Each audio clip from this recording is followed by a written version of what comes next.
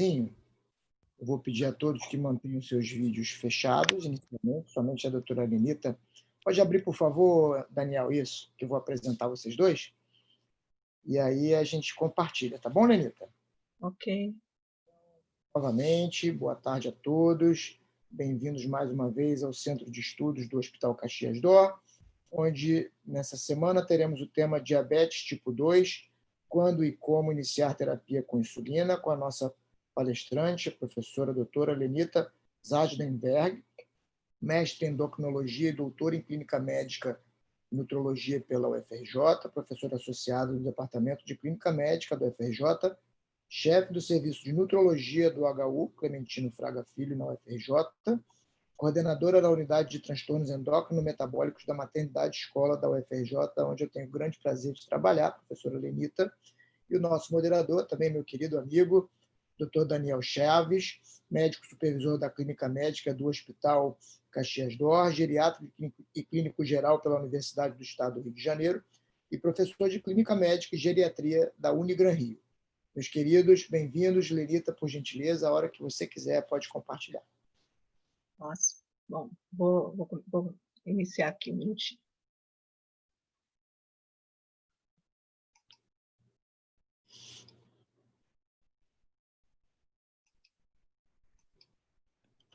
Tá ok? Vocês estão conseguindo ver? Maravilha. Bom, primeiro, boa tarde. Agradeço aí a apresentação, Jair, o convite. E eu estou vendo que, por hora, pelo menos é um petit comitê, vocês podem ficar à vontade, como se fosse ao vivo, de até me interromperem para perguntar alguma coisa, fazer algum comentário. Tá? Então, esse tema é relevante, eu acredito que para qualquer médico que faça a área de clínica médica, não necessariamente sendo endocrinologista, é muito frequente que nos deparemos com a questão de qual é o momento correto e como usar insulina num paciente com diabetes tipo 2. Então, esses são meus potenciais conflitos de interesse, essa aula não tem nenhum patrocínio, tá? Esse é o roteiro que eu vou seguir, eu vou comentar sobre a viabilidade de indicar insulina num contexto de perfil fisiopatológico da doença, no caso diabetes tipo 2, se existe alguma indicação para insulina como primeira escolha no paciente com diabetes tipo 2, no caso que não se usou em primeira escolha, quando indicar a insulina ao longo do tratamento. Vou conversar um pouco com vocês sobre a indicação dos agonistas do GLP-1, uma nova classe de medicamentos injetáveis, até o momento injetável, vai surgir um oral em breve, ou insulina, e a prática, né? Como é que a gente vai fazer isso na prática, iniciar e o uso da insulina no paciente com diabetes tipo 2. Então, pensando no racional, né? Quando a gente fala em diabetes tipo 2, todo mundo tem na cabeça, diabético tipo 2 é um paciente que tem diminuição da sensibilidade periférica à insulina, ele é basicamente uma pessoa com resistência periférica à insulina e a gente costuma encontrar, não é indicado fazer esse pedido, mas se nós sairmos solicitando a medida da insulinemia de um paciente com diabetes tipo 2, frequentemente essa insulinemia está dentro do valor de normalidade ou mesmo elevada. Então, qual seria o racional de se indicar insulina num paciente que tem resistência periférica, que pode até ter uma hiperinsulinemia relativa? Então, para se ter diabetes tipo 2, não basta ter insulinoresistência, tá? Então, isso é um conceito super importante que todo clínico tem que ter em mente. Insulinoresistência a gente tem em diversas situações da vida. O próprio envelhecimento leva à resistência insulínica, a obesidade leva à resistência à insulina, a gestação leva à resistência à insulina. Mas nem todo indivíduo com obesidade, nem toda gestante, nem todo indivíduo idoso vai desenvolver diabetes tipo 2. São situações de maior risco. Mas o que acontece? Há uma redução também na secreção de insulina no indivíduo que desenvolve diabetes tipo 2. Então, ele tem que ter associado à resistência à insulina uma redução da secreção adequada de insulina. Então, isso é antigo, são já mecanismos já conhecidos há muito tempo. No paciente com diabetes tipo 2, ele perde essa primeira fase mais aguda de secreção insulínica logo após a entrada da glicose no vaso sanguíneo, né, EV, no sistema porta. E também há uma redução da pulsatibilidade da secreção da insulina. E por que isso acontece? Existe uma disfunção da célula beta no paciente com diabetes tipo 2. Então, não é só o paciente com diabetes tipo 1, nem com doença pancreática primária, que vai desenvolver uma disfunção da célula beta. Tá? Então, há uma apoptose conhecida na célula beta, que é resultado de dano por estresse oxidativo, que é mais frequente no paciente com obesidade e desglicemia. E também, além da apoptose, por predisposição genética, ou mesmo pela exposição continuada à hiperglicemia, esses processos vão levar a uma desdiferenciação e outro processo mais complexo, chamado de transdiferenciação da célula beta. A célula beta ela pode ser... a partir do ducto, ela pode fazer sua diferenciação em célula beta ou célula alfa. E interessante é que quando a gente faz isso em estudos de modelo animal, com avaliação de ducto pancreático, mostra que quando o paciente faz o modelo animal, no caso, faz um dano, né, na célula beta, esse dano pode ser recuperado quando se faz a euglicemia. Então, isso é um dado muito importante que, de uma forma não muito infrequente, nós, às vezes, indicamos o uso de insulina no paciente com diabetes tipo 2, ele melhora o seu controle do diabetes e a gente consegue o desmame da insulina nessa população. Então, uma coisa importante, conceitual, que o uso de insulina no paciente com diabetes tipo 2 não necessariamente é um uso permanente, né? A gente pode, em alguns casos, reverter essa situação. Como eu falei, a insulina pode ser a primeira escolha no tratamento do paciente com diabetes tipo 2, e quais seriam as indicações, tá? Isso aqui é o clássico, aquele paciente severamente descompensado. Então, mais uma vez, eu digo que não é um caso necessariamente de uso a longo prazo ou por muito tempo da insulina, mas alguma situação clínica, ou mesmo na apresentação do diabetes tipo 2, o paciente se apresenta com glicemias de jejum muito elevadas, acima de 300, ou uma glicemia mesmo ao acaso, acima de 300, ou uma hemoglobina glicada maior que 10% ou 12%, e principalmente, isso aqui é uma condição muito importante, a presença de sintomas catabólicos, não importa se o paciente é diabetes tipo 2, diabetes tipo 1, qualquer tipo de diabetes. Presença de catabolismo, poliúria, polidipsia, perda de peso, isso é sinônimo de insulinopenia severa e necessidade de indicar insulina. Outra coisa que eu queria chamar a atenção para vocês, gente, que nem todo diabético tipo 2, classificado como diabetes tipo 2, realmente tem diabetes tipo 2, tá? Então, uma coisa interessante, esse trabalho foi publicado em 2018, fizeram avaliação na Europa de indivíduos ao longo das 6 décadas de vida, tá? Desde o nascimento até indivíduos com 60 anos de idade, que abriram um quadro de diabetes novo, tá?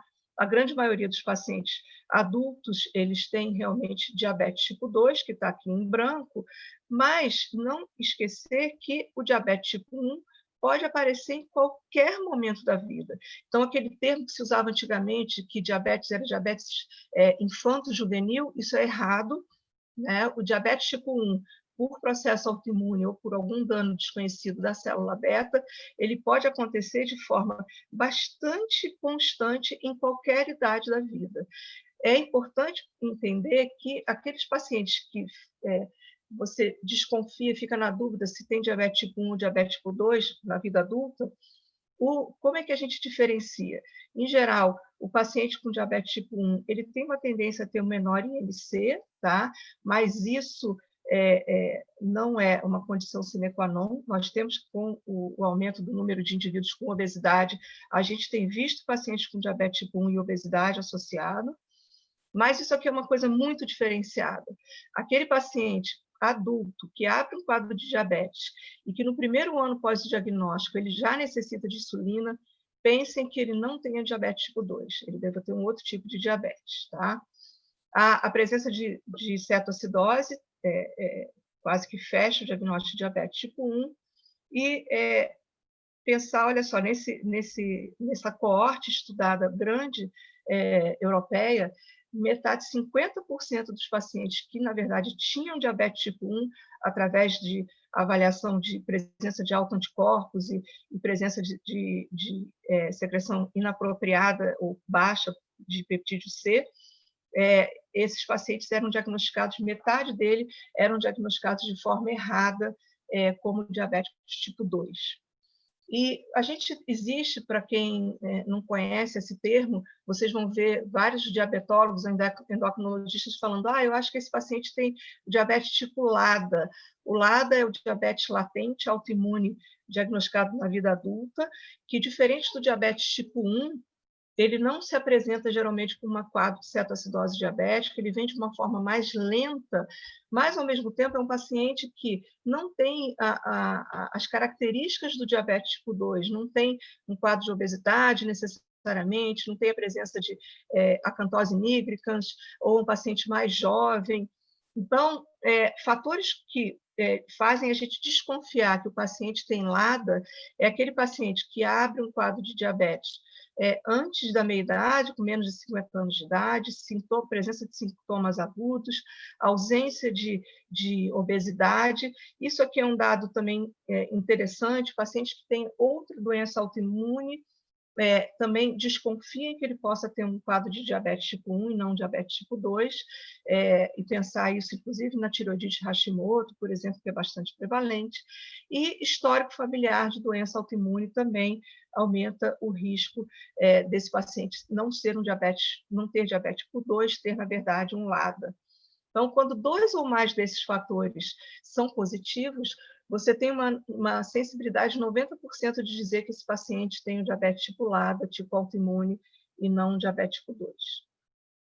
Bom, e ao longo do tratamento do paciente com diabetes tipo 2, né, aquele quadro mais frequente que a gente vê é um paciente que tem diabetes há muito tempo, ou vem tratando o seu diabetes com antidiabético oral, vinha bem, e em algum momento ele descompensa do seu quadro da glicemia, sua disglicemia, ou tem alguma indicação, alguma comorbidade, alguma situação de que faça necessário indicar insulina nesse paciente, mesmo ele tendo diabetes tipo 2.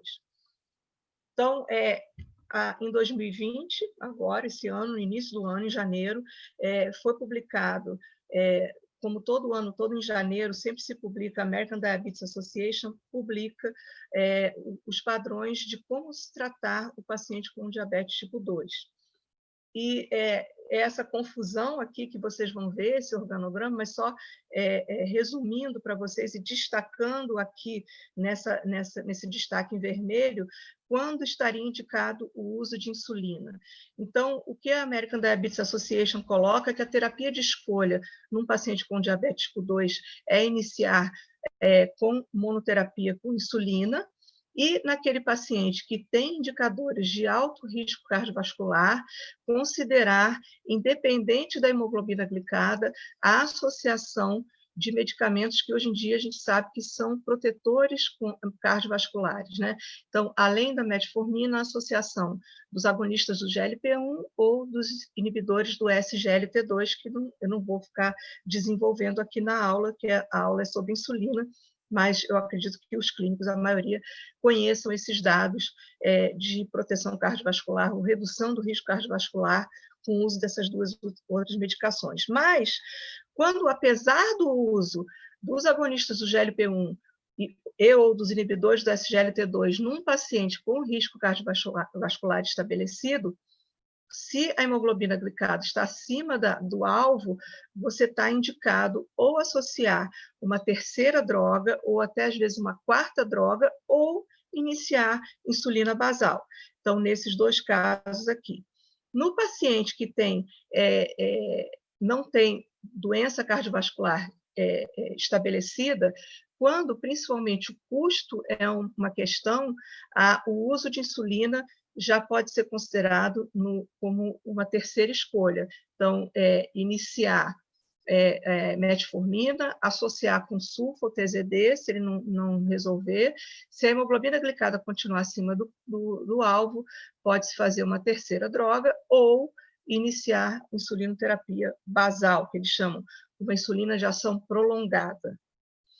Mais recentemente, agora no segundo semestre de 2020, foi publicado o guideline luso brasileiro, e esse guideline ele tem uma coisa bastante interessante, que ele é todo baseado em nível de evidência. Então, é um guideline muito bem escrito, que foi em conjunto com a Sociedade Portuguesa de Diabetes, junto com a Sociedade Brasileira de Diabetes.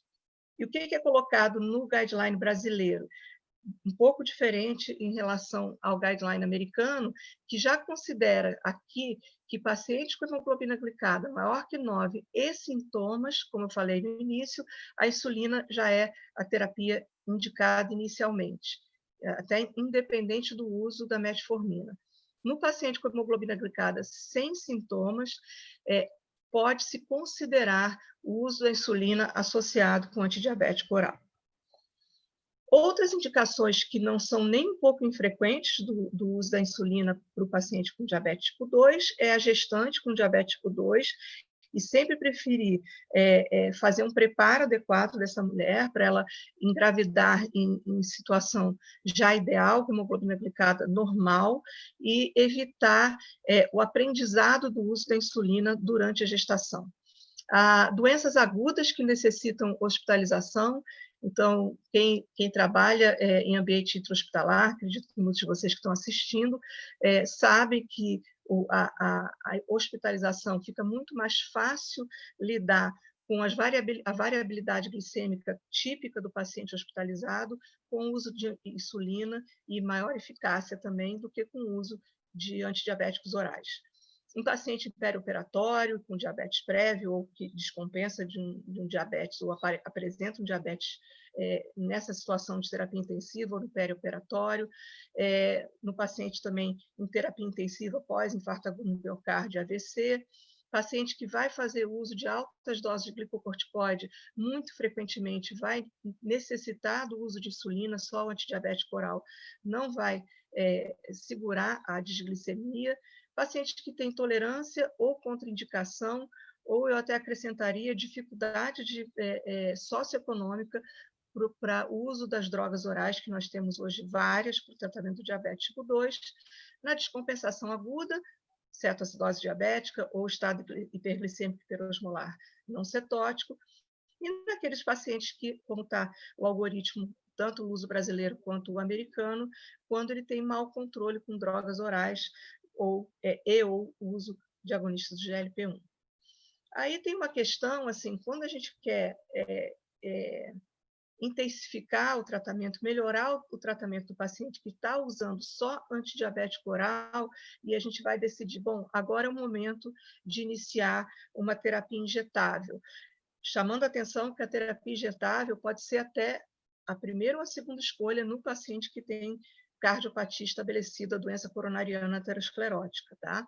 Mas, na prática, pela resistência ao uso de medicamentos injetáveis e mesmo pelo custo do agonista do GLP-1, a gente acaba ficando nessa encruzilhada de o que escolher entre um e outro, tá?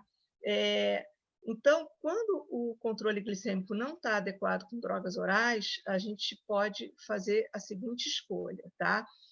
Considerar os agonistas de receptor do GLP-1 na maioria dos pacientes, tá? E iniciar, na maioria deles, seria a primeira escolha.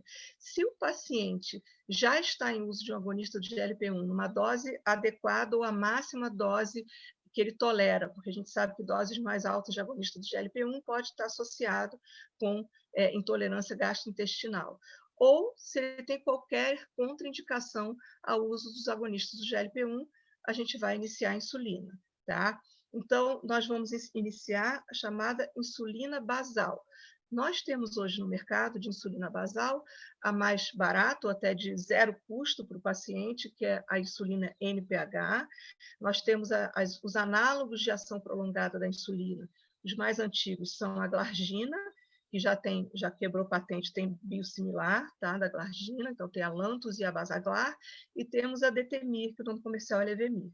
E as insulinas de ação basal de efeito mais prolongado, que nós temos hoje em dia, é a Toujeo, que é a Basaglar mais concentrada, o 300, e a Degludeca, ou insulina Tresiba, que ela tem um efeito por mais de 24 horas também. Então, a gente pode escolher dentre as insulinas basais, depois a gente pode discutir, se vocês quiserem conversar, quando escolher qualquer uma delas, e isso vai depender muito da particularidade do paciente, e a gente começa independente de qual das insulinas basais que vocês forem escolher, vai se usar à noite, tá? O mais importante, as insulinas de ação ultra prolongada, como a glargina U300 e a Tresiba, a Degludeca, podem ser usadas de manhã ao acordar, tá?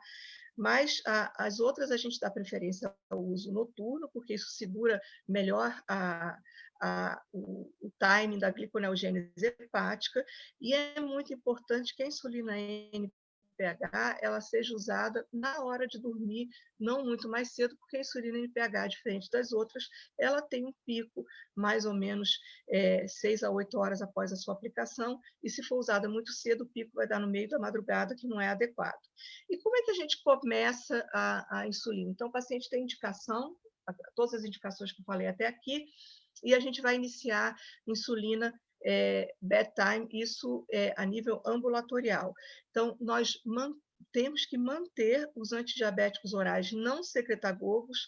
A sulfa, ela pode ser retirada se ela é uma sulfa de ação prolongada, e nós iniciamos com 10 unidades de insulina à noite, ou de manhã, se for a Toujeo ou a Tresiba, ou, que eu acho muito mais simpático, muito mais adequado, iniciar com calcular a dose por quilo de peso.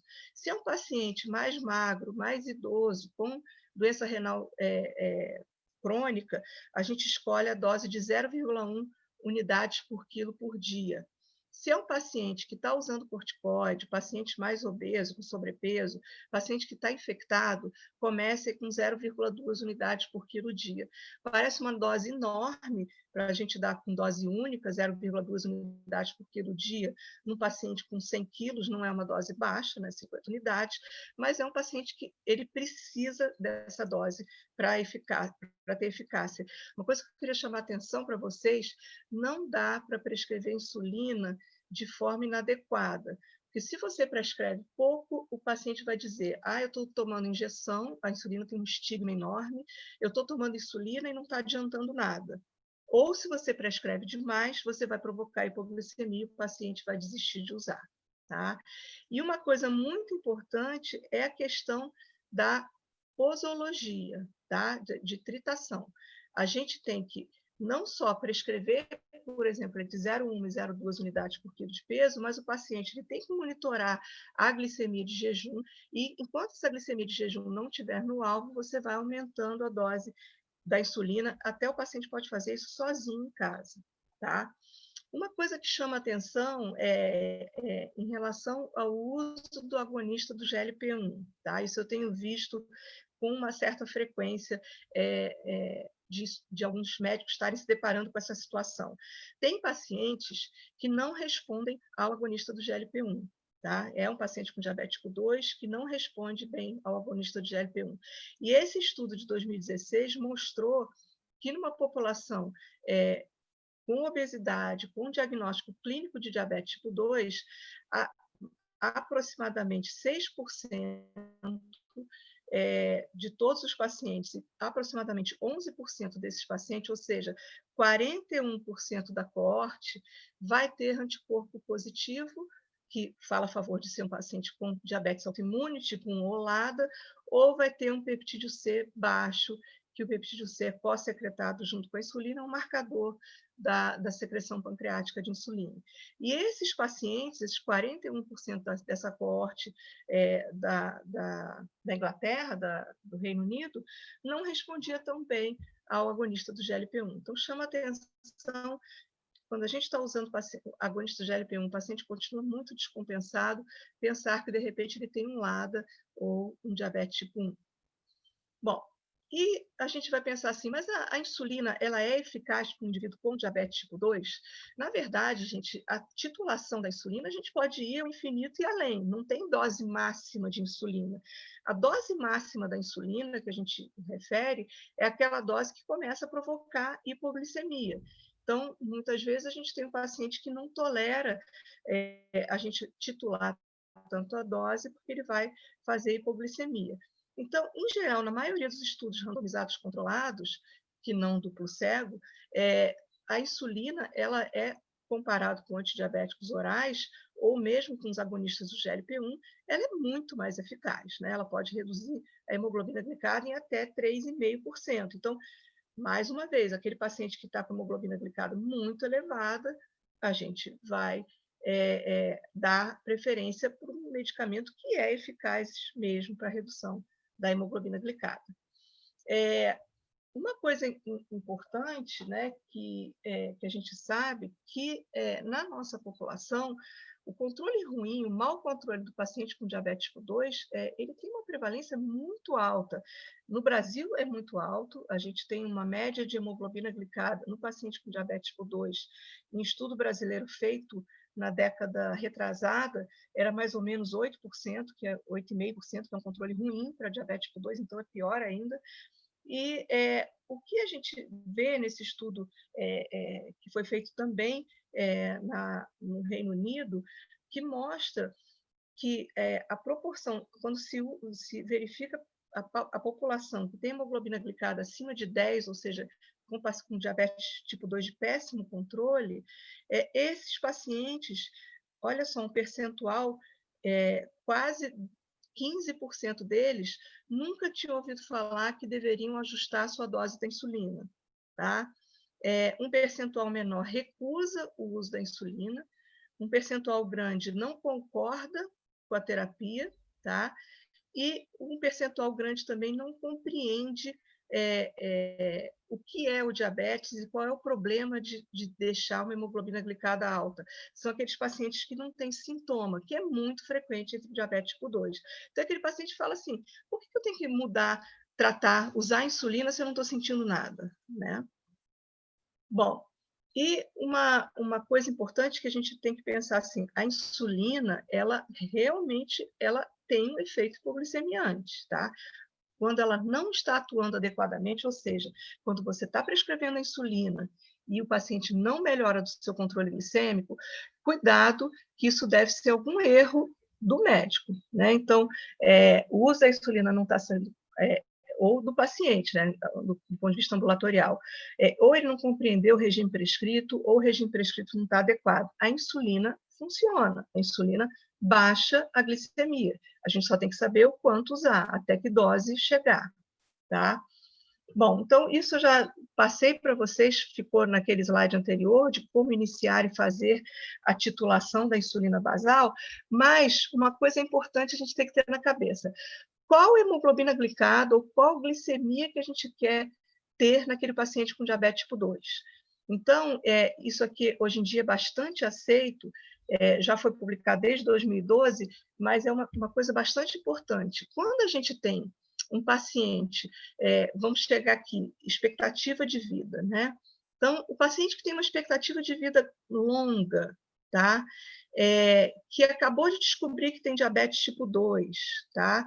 Que não tem um risco muito grande se ele fizer um quadro de hipoglicemia, frustra, ou seja, ele sabe se defender, é um paciente lúcido, jovem, que não tem doença renal crônica. Então, esse paciente, você pode correr atrás de ter um bom controle glicêmico, ou seja, uma hemoglobina glicada em torno de 6,5%, nunca ultrapassando de 7%, e uma glicose de jejum abaixo de 100.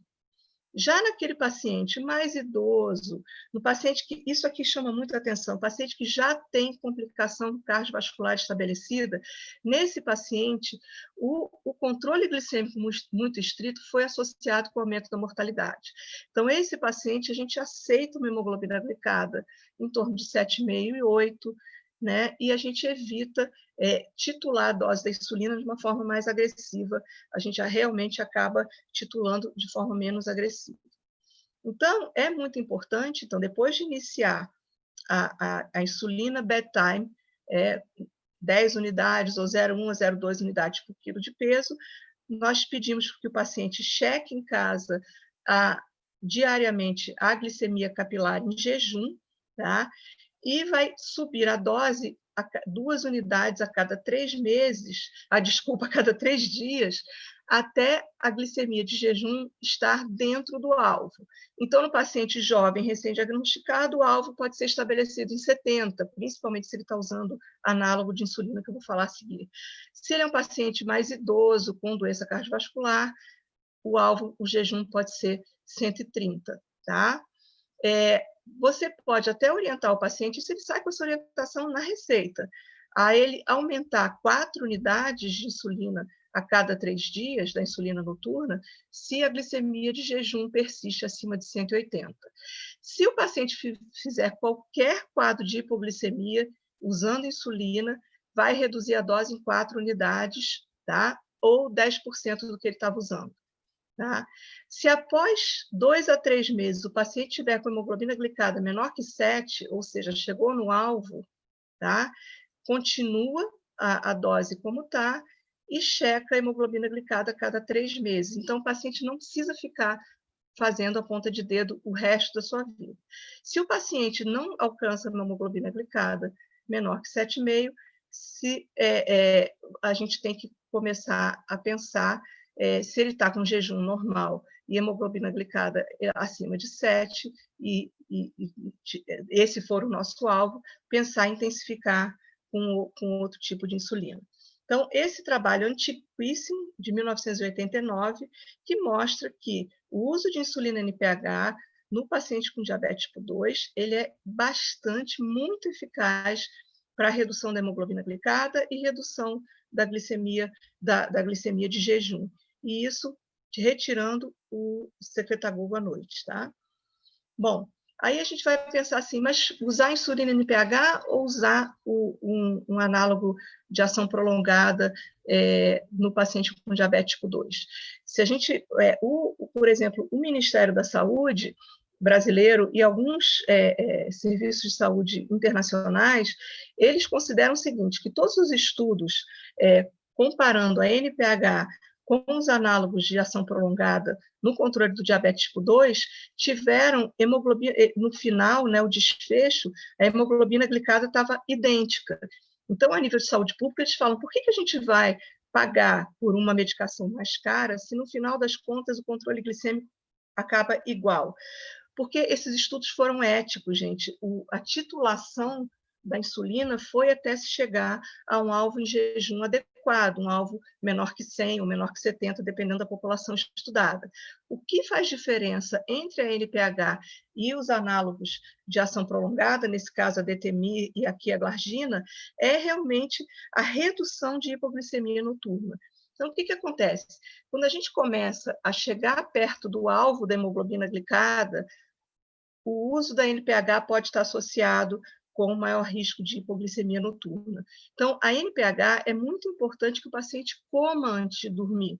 E, muito frequentemente, isso é um hábito até aqui no Brasil frequente, do paciente janta lá pelas 8 horas da noite, vai dormir meia-noite e não come nada. E aplica a NPH 10 horas, meia-noite, e aí acaba fazendo hipoglicemia noturna porque ele jantou horas antes, né? Bom, e se só a insulina basal não estiver adequada, ou seja, quando o paciente alcança a glicemia de jejum no alvo, mas a hemoglobina glicada continua fora da meta. Então, a gente vai pensar em intensificar. E a intensificação pode ser associação do agonista do GLP-1 com insulina. Nós temos, hoje em dia, inclusive, canetas já com a presença de agonista de GLP-1 e insulina na mesma caneta. Então, a gente tem no mercado a Soliqua, que é a interação do lixisenatida com a insulina glargina, e nós temos a Schulthoff, vocês devem ver alguns pacientes aí usando, que é a associação da liraglutida com insulina detemir. Então, você dá na mesma injeção as duas substâncias, que a gente tem visto que tem um efeito bastante interessante. Existem também a pré-mistura, aquele paciente que usa insulina humana, que ela já vem um percentual ela é NPH e um percentual insulina regular, ou a gente tem de análogos, que é um percentual de insulina protaminizada e um percentual de insulina rápida, ultra rápida. A gente tem as que são chamadas bifásicas ou pré-mix, a gente tem no mercado a Novomix e a Humalog Mix. A Novomix ela é a mistura. Ela é mistura, não, ela é a protraminação da insulina asparte. E a Humalog Mix é a protaminação da insulina Lispro, né? A insulina Humalog. Nós também podemos fazer o esquema basal plus, que é associar na maior, ele continua com a dose da insulina basal, e na principal refeição dele, se ele come, o indivíduo come muito na hora do almoço, ou toma um café da manhã importante, ele aplica uma insulina rápida só nessa refeição, uma dose fixa.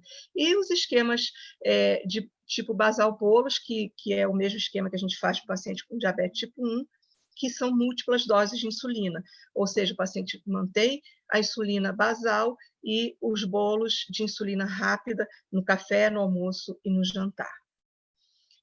O uso associado de agonistas do GLP-1 junto com insulina, comparados ao esquema basal plus ou basal bolos, foi estudado, foi publicado no ano passado, tá? E a conclusão desse estudo foi publicada essa meta-análise no ano passado, e a conclusão da meta-análise de alguns estudos, mas é uma meta-análise robusta, com pacientes com diabetes tipo 2, mostrou o seguinte, que a combinação do agonista do GLP-1 com insulina, ela é tão eficaz quanto o esquema basal plus ou com o esquema basal bolos. Então, tem como vantagem levar ou ao não ganho de peso, ou manutenção de peso, né? Ou uma significativa perda de peso, não tem tanto risco de hipoglicemia comparado com a adição de insulina rápida, e a dose de insulina no final fica menor. Então, esse trabalho é um pouco mais antigo, quando a gente não tinha os agonistas do GLP-1, mostra a comparação, né, das respostas da hemoglobina glicada, tá, como ela cai com o uso de insulina bifásica ou quando a gente associa a insulina basal com insulina prandial. Tá? Então, reduz bastante a hemoglobina glicada, reduz glicose de jejum, reduz glicemia pós-prandial, mas leva a um ganho de peso significativo. O esquema basal bolos, então, como o próprio nome diz, a gente tem que ter uma insulina basal que suprime a produção de glicose, tá, entre as refeições, e ela vai englobar em torno de 40% a 50% das necessidades diárias. E o bolos vai limitar a hiperglicemia pós-refeição e compreende de 10% a 20% das necessidades totais de insulina em cada refeição. E isso é importante, gente, porque quando você vai usar basal bolos, cuidado de não fazer mais de metade da dose em basal e ficar dando subdose em bolos. Então, muitas vezes a gente tem que baixar a dose da basal para poder o paciente usar a insulina em bolos e não fazer hipoglicemia. Uma questão super importante no tratamento do paciente com diabetes tipo 2 em insulina é a adesão, tá? Então, 2/3 dos pacientes, esse estudo foi estudo norte-americano, 2/3 dos pacientes com diabetes tipo 2 lá, em insulinoterapia, tinha uma adesão menor do que 80%. Sabe o que é isso? É basicamente assim, o que a gente está falando não está funcionando. Claro que agora a gente está vendo muito claramente com a pandemia da Covid, né, que a medicina norte-americana, né, dos Estados Unidos, ela não necessariamente é o padrão da melhor prática, né? As consultas médicas lá são muito rápidas e provavelmente há uma grande dificuldade dessa relação médico-paciente que é essencial na hora de você prescrever insulina. Tem que ter muita conversa. Sim, uma uma consulta demorada, tá? Quando a gente começa a usar insulina no paciente com diabetes tipo 2. Então, quais são as razões reportadas para o paciente que tem diabetes tipo 2 para dizer que por que ele omitiu a aplicação da insulina? Então, tem várias razões, né? Ele se sente muito ocupado, a insulina atrapalha o dia a dia. Eu viajei e não levei insulina. Eu deixei de comer e achei melhor não aplicar insulina. Estou muito tenso, não consigo usar insulina. Eu fico sem graça, com vergonha de injetar insulina perto de colegas, em público ou com a minha família. E eu acho muito desafiador usar todo dia uma injeção. Então, são queixas que frequentemente o paciente reclama, né? O diabético tipo 1, ele não tem tanto essa questão, porque se ele não usa insulina, ele passa mal, né? Ele tem sintoma. O paciente com diabetes tipo 2, não. Bom, então, quais são as reais barreiras para adesão ao tratamento com insulina no paciente com diabetes tipo 2? Primeiro, essa questão do não há cura do diabetes, né? Então, é um controle que ele vai ter que ter ao longo da sua vida.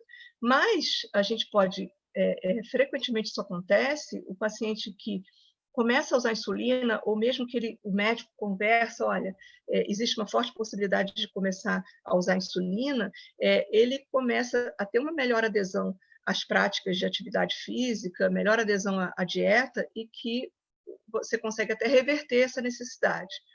O controle alimentar, sim, é sempre indicado, e aí, quando começa a usar insulina, inclusive é indicado para não pular determinadas refeições, para não fazer hipoglicemia. A atividade física regular é necessária para o melhor controle do diabetes. O paciente com diabetes tipo 2, em geral, ele é um paciente que faz polifarmácia, né? Um paciente que usa, além de mais de um medicamento para controle glicêmico, usa medicamento para hipertensão, para dislipidemia, hiperuricemia, ácido acetilsalicílico. Então, é bastante frequente que o paciente tem ele tem polifarmácia. Necessita automonitorização da glicemia, que isso de rotina também pode ser um aborrecimento para o paciente, autoaplicação em ajuste injetável, de medicação injetável. Isso aqui eu acho que é uma condição, diabetes não dói, então o paciente ele não valoriza a necessidade de tratamento, né? Então, diabetes assintomático, o paciente não entende para que precisa usar, e ele acaba só entendendo quando é tarde demais, quando ele já está com uma complicação crônica irreversível. E uma coisa super importante que eu sempre falo em aula para profissionais de saúde, a insulina não pode ser usada como um discurso punitivo. Se você não fizer tudo bonitinho, né, até uma coisa meio maternal e paternal, se você não fizer tudo bonitinho, você vai acabar na insulina. Isso é um erro médico, tá? Porque mesmo o paciente fazendo tudo bonitinho, é frequente, ao longo dos anos, se ele viver muito, de um dia vir a precisar usar insulina. Isso pode acontecer inexoravelmente. Claro que quem se trata melhor, quem emagrece, quem faz atividade física, pode retardar e muito o início do uso de insulina e pode muitas vezes nem precisar. Mas nunca usar o discurso punitivo. Bom, então a insulina é injetável e precisa, portanto, de treinamento, não é uma prescrição fácil, isso é um inconveniente na hora da gente prescrever, então necessita que quem não tem uma equipe multidisciplinar próxima, o próprio médico precisa saber como ensinar, então o próprio médico tem que treinar como é que se faz insulina, todas as formas de insulina, tem que mostrar para o paciente como prevenir hipoglicemia, tem que ajustar a dieta dele para ele não ganhar muito peso e tirar esse tabu que a insulina é uma falha do paciente, tá?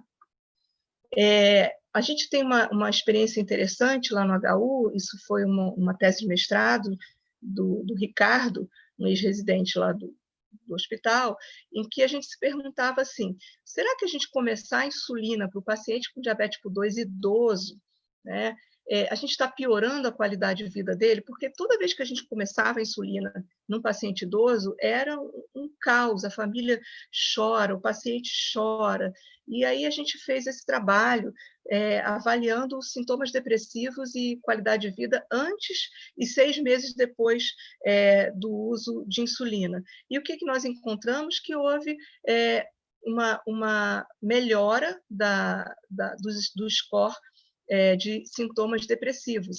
Então, o paciente, quando ele está descompensado do diabetes, no caso o idoso, ele pode aumentar o risco de fazer sintomas depressivos. E ele melhorando o uso da insulina, mesmo usando medicamento injetável, ele melhorou do quadro depressivo.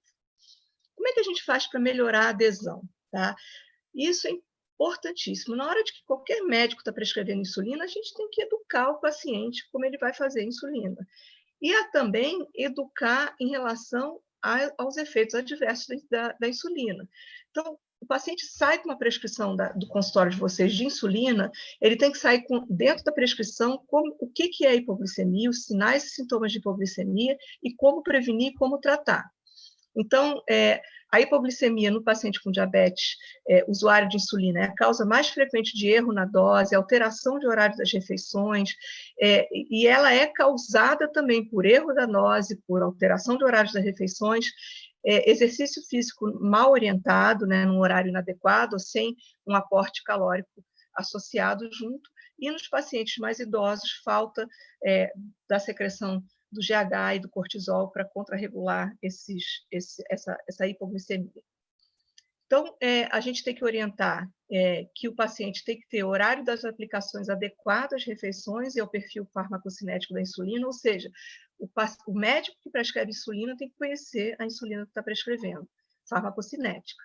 Adequar a prática de atividade física ao horário da insulina e das refeições, e orientar e evitar o risco da ingestão alcoólica. O indivíduo que usa insulina, ele não é uma contraindicação absoluta de ingerir álcool, mas o álcool, ele bloqueia a glicólise, então, ele bloqueia a saída, a gliconeogênese hepática, desculpa. Então, o paciente que bebe e não come adequadamente, ele pode fazer um quadro de hipoglicemia grave, principalmente quem usa insulina. Então, essa é a terapia que todo paciente tem que estar orientado quando usa insulina, o que ele fazer se ele perceber que a glicose dele ficou abaixo de 70 e ele tem que comer 15 a 20 gramas de carboidrato de absorção rápida, que o exemplo são esses aqui, tá? Come isso, aguarda 15 minutos, mede a glicose de novo, caso a glicemia persista menor do que 70, volta a comer de novo uma dessas opções. Não é para comer chocolate, não é para comer nenhum alimento que venha junto com queijo ou leite, nem muito proteico junto com carboidrato. Tem que ser carboidrato simples, porque é mais fácil a absorção e mais rápido ele sai da hipoglicemia. Uma outra coisa que melhora a adesão do paciente é o sistema de aplicação por via de canetas, tá? Então, esse estudo, essa meta-análise mostrou que a adesão ao tratamento ela é muito maior no indivíduo que usa caneta e a queda da hemoglobina glicada após 1 ano ela é melhor no indivíduo que usa caneta quando comparado ao que usa seringa. Por que isso aqui? O uso de caneta diminui muito o risco de erro, é muito mais fácil da compreensão e de enxergar também o número que está na caneta do que o número que está na seringa de insulina. Então, para terminar, o que eu queria deixar de mensagem para vocês é que o diabetes tipo 2 não é só uma síndrome de resistência à insulina, ela também cursa com deficiência de secreção de insulina, tá? A apresentação clínica e a resposta terapêutica é muito heterogênea, então, alguns pacientes eles vão precisar de insulina mais rápido, e algumas vezes nem são diabéticos, não tem nem diabetes tipo 2, alguns pacientes vão responder melhor antidiabéticos orais, alguns pacientes vão ter doença cardiovascular associada, então vai necessitar de um outro tipo de medicamento antes de usar a insulina. O que nós cada vez mais falamos em relação ao tratamento do diabetes tipo 2 é a questão da individualização. Então, a relação médico-paciente aí é muito importante. Na hora de escolher qual medicamento, escolher qual insulina, eu vou usar insulina NPH, eu vou usar um análogo, entender o comportamento desse paciente, desde atividade física, o quando e quanto ele come, se é um paciente que janta, se não janta, se é um paciente que mora sozinho, se é um paciente que enxerga, se não enxerga, se tem muito risco de hipoglicemia ou não. Isso tudo vai fazer com que você pense em qual tipo de insulina que você vai escolher. Tá? E a intensificação do tratamento com insulina no paciente com diabetes tipo 2 não adianta a gente escrever uma receita e o paciente levar para casa se ele não entender e não ter uma boa adesão ao tratamento. Então, o paciente tem que ser educado, buscando melhor adesão. Então, não adianta uma medicação de custo inacessível, muito complexa, por exemplo, um paciente idoso, a gente tem que simplificar a vida dele. Eu acho que é isso. Eu não sei se vocês têm alguma coisa para perguntar. Eu não estava vendo o chat. Eu não sei se você quer. Agora eu estou vendo. Olha, deixa eu só falar umas coisas rápidas aqui, que eu vou passar a palavra para o Daniel. Primeiro, parabéns pela excelência, sempre excelência da sua apresentação, né, professora? A gente se conhece lá e não é diferente na nossa maternidade escola. Então, para quem vive na clínica médica, você deu uma aula completa, não é? Não faltam ferramentas. Eu tenho uma pergunta ou duas depois para fazer, mas imediatamente eu passo a palavra aqui para o nosso clínico, amigo Daniel Chaves, lá da clínica. Por favor, Daniel, a palavra é sua, bem-vindo. Obrigado, Jair. Professora Lenita, que prazer vê-la falar, é sempre um bálsamo de conhecimento para todos nós.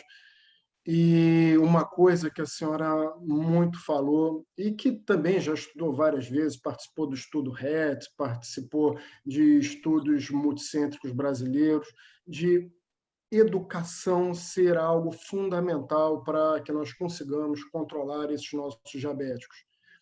Nós temos uma fronteira grande na nossa região de Caxias, que é uma questão educacional. Pessoalmente, acho que eu nunca vi tanta hemoglobina glicada acima de 10, como eu vejo lá.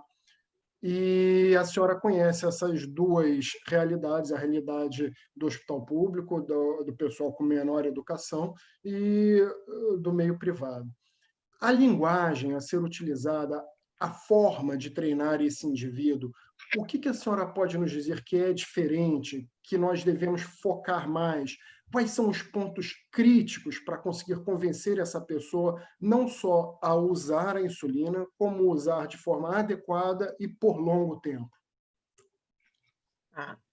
Daniel, ótimas perguntas. Obrigada, Daniel, pelas palavras e ótimo questionamento que você colocou.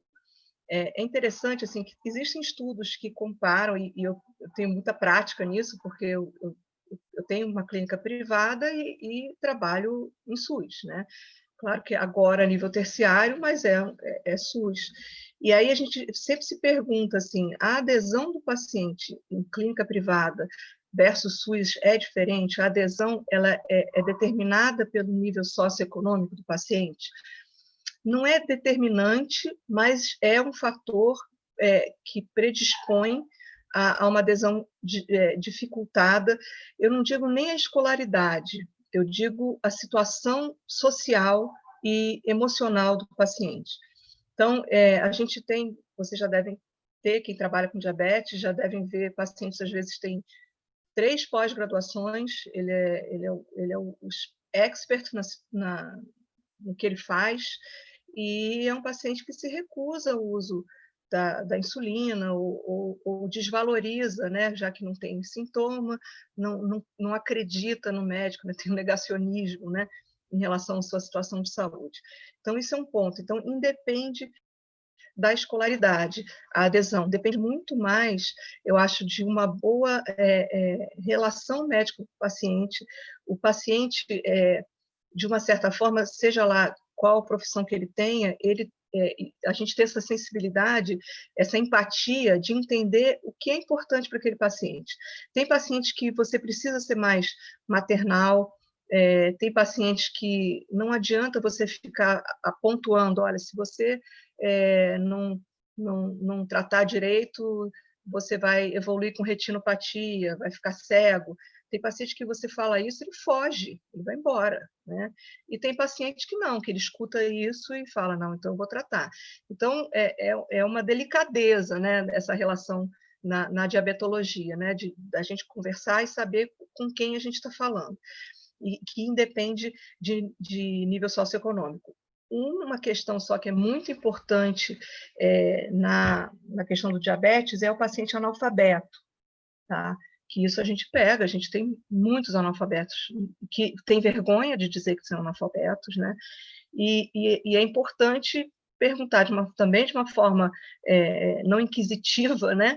De que às vezes o paciente mente, ele diz que está entendendo tudo e não está, porque ele tem vergonha de você. Então, falar assim, olha, se o senhor ou a senhora não estiver entendendo o que eu estou escrevendo, me diz que eu desenho. Aí a pessoa relaxa. Ela assim, eu prefiro que desenhe. A gente faz lá o sol, a lua, mostra o número, porque senão o paciente não vai entender, né? E prescrever algo que ele tem condição de usar, né? Não adianta a gente prescrever a insulina mega moderna e o paciente está desempregado e não vai conseguir comprar, né? Então, eu acho que a gente também tem que ter essa sensibilidade. Bom, vamos abrir as perguntas. Alguém tem alguma pergunta? O doutor Bruno Bandeira mandou uma por escrito, se a senhora considera que algum agonista GLP-1 é mais potente sobre a comparação entre os que nós temos no mercado no momento. Sim, Bruno. Eu vou falar em relação à potência para queda da glicemia, e também acaba sendo também o mais potente para a diminuição do peso, mas é claro que é dose dependente. Estudos comparativos, né, existem entre o que a gente tem hoje aqui no Brasil. A gente tem a dulaglutida pura, a gente tem a liraglutida em dose que vai até 1,8, que é a Victoza, tem a liraglutida que vai até 3, que é preconizada, 3 miligramas, que é preconizada para obesidade, e tem a semaglutida, que da mesma forma que a dulaglutida é de uso semanal, né, injetável de uso semanal. E elas são os agonistas de LP1 puro, que a gente tem a lixisenatida misturada com insulina, que é a Soliqua. O que tem de estudo head-to-head que existem, sem dúvida, a semaglutida semanal, dentre a lira 1,8 e a dulaglutida semanal, é mais eficaz para redução de glicemia. E agora tem tido estudos que devem ser lançados em breve, já até lançou assim, a semaglutida em dose maior, comparado com a liraglutida 3 miligramas para o tratamento da obesidade, e parece que também saiu um estudo pequeno que foi eficaz, foi mais eficaz do que a liraglutida 3. Mas a gente não tem dose alta de semaglutida por enquanto para ser usada. Lenita, considerando, voltando naquele tópico que o Daniel muito bem perguntou, que era o que eu tinha na cabeça em relação à educação, estratégias de saúde da família, agentes comunitários, de aplicação, de orientação para essas pacientes, principalmente os pacientes que são mais idosos, que precisam e não vão. Assim, eu acredito que isso já existe, essa estratégia, por exemplo, bem sucedida no Reino Unido. Como é que está isso hoje, aqui no Rio de Janeiro, ou por aí? O que você pode dizer para a gente dessa estratégia? Jair, existe um programa de diabetes municipal, no município do Rio de Janeiro, e também tem um programa de diabetes, eu até conheço, em Caxias. A questão é que a gente tem muita, como é que eu vou dizer, é muito instável o investimento nesses programas de diabetes. Na teoria, eles são maravilhosos, mas a gente tem assim muito a cada troca de governo municipal muda tudo, começam novas equipes, a gente tem que fazer um novo treinamento das equipes, mas eu acho assim muito importante. Tem que ser ali na base, né? Então esse paciente tem que saber se cuidar dentro de casa, né? A gente fica 1 hora com o paciente, então os trabalhos mostram que o maior sucesso é realmente através da equipe multiprofissional, de um agente de saúde próximo da casa do paciente, tá nessa ponta de estar educando e acompanhando esse controle. Que não é só o uso da insulina, né? É tudo, é estimular a atividade física, aquele programa de atividade física na praça, isso é super importante. O paciente tem que ter onde se exercitar.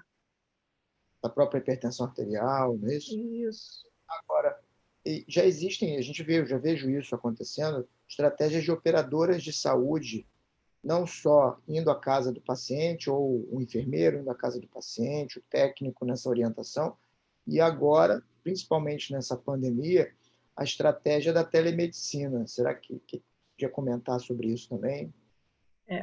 Exatamente. Agora, uma coisa que a gente já pensava em implementar, né, e oficializar isso, nos países nórdicos, isso acontece, né, já há muito tempo, que não é nem o médico que faz, o paciente, ele manda, a enfermagem lá combina um dia, na Suécia isso funciona há muitos anos, combina um dia para o paciente fazer o download do aparelho da glicemia ou do Libre, né, da monitorização pelo Libre, faz um download e chega lá na ponta da enfermeira e ela discute por telefone ou por vídeo com o paciente, por que aumentou aqui, o que a gente faz, discute a insulinização, isso a nível remoto, não precisa, isso é mais barato para o país, né? Agora, e para a operadora de plano de saúde. Acontece que sai mais barato se você já tem uma população que tem acesso a esse tipo de informação, né? Acesso à tecnologia. Então, o que a gente percebeu, já é interessante que a gente fez isso agora com a pandemia, na maternidade escola, com as gestantes com diabetes, né? Então, a gente são pessoas mais jovens, quase todo mundo tinha smartphone, então a gente conseguia se comunicar por WhatsApp, tanto por mensagem como por vídeo, funcionou muito bem, muito bem. Já no paciente com diabetes tipo 2, idoso ou adulto, lá do fundão, a gente teve muita dificuldade. Muito. Era telefone que não funciona, não sabe usar. Então, eu acho que isso é uma coisa que chegou para ficar, mas talvez essa população mais velha, com nível socioeconômico mais baixo, ainda não vai se beneficiar, a não ser que algum parente do lado ou alguém da saúde que more perto da casa, né, um profissional de saúde, auxilie isso. Na sua clínica, você já está na telemedicina? Sim. Legal. Daniel, gentileza. Professora, eu fiquei bastante curioso com o dado que a senhora demonstrou da tese de mestrado. E uma pergunta eu queria fazer: a senhora chegou a analisar o padrão de substância branca dessa população antes e depois? Não, foi um estudo de mestrado, né? Então, Tá. Não, até muito interessante seria, adorei a ideia, vou falar com um grupo da neurologia ou da geriatria. Mas foi muito pragmático o estudo, né? Aquela população que foi prescrita pela clínica médica, pessoas com mais de 65 anos de idade, que ia na enfermagem para usar a insulina, com indicação pelo clínico de uso de insulina. Então, a gente passou os questionários, as formas, né, de qualidade de vida, padronizado já para a língua portuguesa, e questionário de avaliação de depressão, e a gente verificou antes, né, de usar a insulina e depois. Só isso que a gente não tem... e tem dados assim, antropométricos, né, peso, mas nem força muscular, que é uma coisa que provavelmente ia melhorar. Eu fiquei curioso porque uma causa importante de depressão em idoso é essa associação com piora de estrutura de substância branca, e a glicotoxicidade é causa de desarranjo de substância branca, né? É o Então, diabetes isso tipo pareceu 3, uma né? forma... É o diabetes 3. Outro dia eu estava brincando com o pessoal lá na residência sobre isso, que agora a gente tinha o diabetes 3 e agora a senhora comentando isso. É fascinante. Voltando até essa questão do diabetes tipo 3, a senhora consideraria a questão da insulina por aspiração como um mecanismo interessante para tentar reduzir ou protelar as perdas cognitivas nesses indivíduos com mais idade? Olha, Daniel, assim, não tem estudos, tá, que insulina, você está dizendo num paciente com diabetes descompensado ou não? Conceitualmente só, essa questão, porque há muito tempo, quando o Defronzo começou a lançar aquela questão da insulina por asprar, que não foi uma coisa boa. Insulina inalada. Inalada. Pois é, a insulina inalada, não, eu desconheço estudo específico grande depois dessa hipótese. A questão é se sobrepor à resistência insulínica na barreira hematoencefálica, né? Perfeito. Então, que eu saiba, a insulina inalada, o paciente com diabetes tipo 2 também tem resistência dessa barreira. Tem estudos de agora muito interessantes, inclusive tem uma brasileira, uma pesquisadora da área básica daqui da UFRJ, que ela está estudando lá fora, e super respeitada, Fernanda, e ela está estudando agonista de GLP-1 e demência. E realmente a gente tem receptor de GLP-1 a nível do sistema nervoso central, e o paciente com quadro de demência, ele tem uma resistência a isso também, da mesma forma que o diabetes tipo 2, e o agonista do GLP-1, ele ultrapassa essa barreira encefálica, né? Então, perfeito, talvez seja... Mas ainda não tem estudo, assim, no não diabético, é complicado você também dar insulina, porque a insulina inalada, ela faz hipoglicemia, né? Ela tem efeito sistêmico. Você dá insulina para um paciente idoso, que acho que esse trabalho não vai ter, só mesmo de agonistas de GLP-1 que não provoca hipoglicemia. Doutora Lenita. Oi. De parabenizar pela apresentação, eu gostaria de apresentar duas dúvidas. A terceira seria essa que você acabou de falar, mas é coisa rápida, resposta bem direta, tá? Qual é a diferença que você vê, se é algum caso que você tem, que a medida da glicemia seja feita no freestyle livre e você indique fazer a glicemia capilar para comparar? Porque os resultados nunca são totalmente iguais. Essa é a primeira. A segunda pergunta é o seguinte: o paciente usa de insulina há 2 anos, o tomando dulaglutida, fazendo exercício físico, dieta, vem notando que uns 2 meses para cá ele não tem mantido o peso, tem engordado um pouco. Você trocaria para semaglutida? E a última pergunta: essa fresa seria só indicada com maior, como tem no livro aí, a maior indicação seria para controlar glicemia pós-prandial? Vamos lá, se eu esquecer, obrigada pelas perguntas. Aníbal, é o seguinte: primeira, rapidamente, Libre versus glicemia capilar. Vai dar diferença, claro, porque um é da glicose intersticial e a outra da glicose capilar.